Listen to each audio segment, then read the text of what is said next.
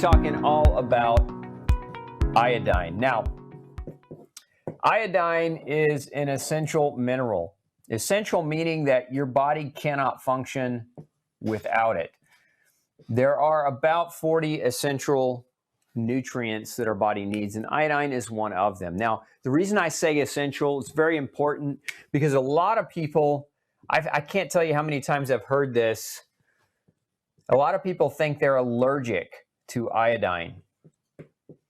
You cannot be allergic to iodine. You can have a bad reaction to a drug or a preparation of iodine. You can have a bad reaction to radioactive iodine, but you cannot actually be allergic to iodine. This is not something that can happen. Iodine is essential. If you were allergic to it, you would die. You would actually never have made it to adulthood to be able to communicate because iodine deficiency very early on in fetuses and then again in very young children, infants, leads to a condition called cretinism or mental retardation. And so you can actually die as a result of not having adequate iodine. It's essential, and you cannot be allergic to it. Now, you may have reacted to an iodine test in the hospital where they gave you some radioactive iodine. You may have reacted to the preparation where there may have been some other ingredients in the iodine preparation that possibly you were allergic to, but it's not an allergic response to iodine. It's also not the same thing as a shellfish allergy. A lot of people get that confused. They think that,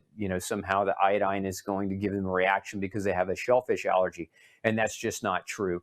So let's talk about the functions of iodine. The functions of iodine, really, unlike most other nutrients, we don't know as much about iodine, but we do know that iodine functions to produce T4 and T3. These are your thyroid hormones. This is the predominant function of iodine. So T4 and T3. These hormones are important. Why? Because your thyroid hormones regulate growth and metabolism. So imagine your thyroid hormones, when they're properly produced, communicate with your DNA about how your cells are supposed to grow and heal and repair and generate energy. Very, very important processes. So if a mother who is pregnant is deficient in iodine, we can get problems with the infant or with the fetus. If a baby is born and becomes deficient in iodine, we're going to get problems with growth and development, especially in the brain and the nervous system. These are areas, this is why one of the predominant diseases of iodine deficiency is called cretinism, which is a form of mental retardation, typically shows up in young kids. So again, you've got to have iodine to produce T4 and T3. These are your primary thyroid hormones. Now, T3 is the active form of thyroid hormone. T4 is the inactive form of thyroid hormone, but they are both critically important as it relates to thyroid hormones function. So I'm going to show you a slide. I want to go to another slide because I've got some research for you tonight that I wanted to show you as well. And there's some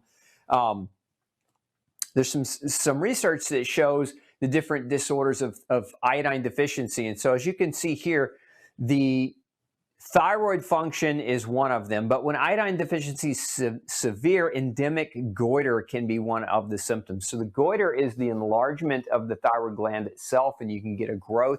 What happens for some people is they actually get a visible, detectable growth that you can see.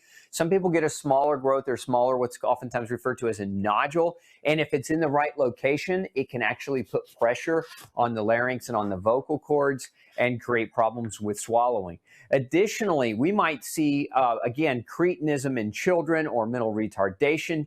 In women and in men, we might see decreased fertility rates. We might see increased death of children being born as a result of iodine deficiency or higher infant mortalities.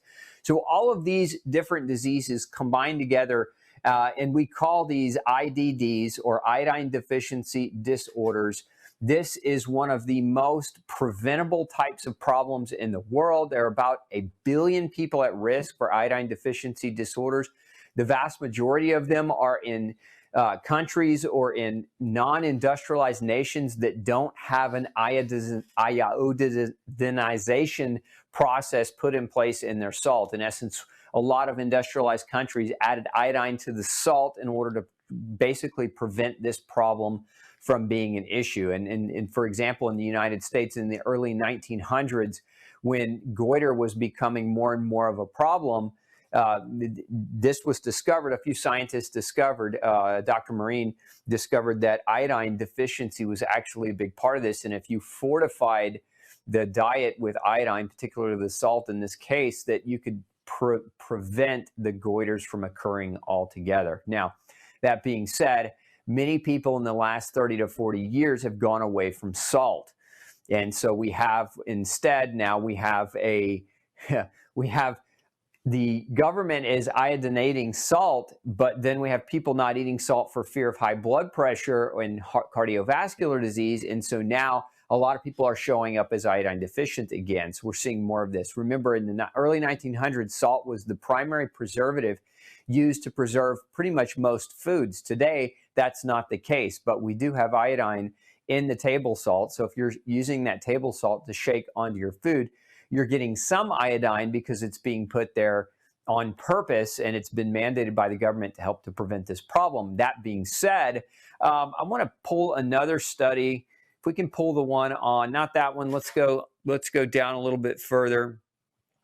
There we go, on this one. So this is interesting because, again, if we're trying to prevent an iodine deficiency, most people do use table salt, but many don't, right? But this study was done where some researchers pulled different versions of salt off the shelves of the grocery store. They looked at 88 different samples, and what they found is that 47 of 88 samples actually fell below the recommendations for iodine fortification. So if you're relying on table salt to get your iodine, this is just another big important part of this iodine puzzle. If you're relying on that table salt, you might not be getting what you think you're getting. Again, almost half, really a little bit more than half of the samples tested in a recent study. This study was published in Environmental Science Technology.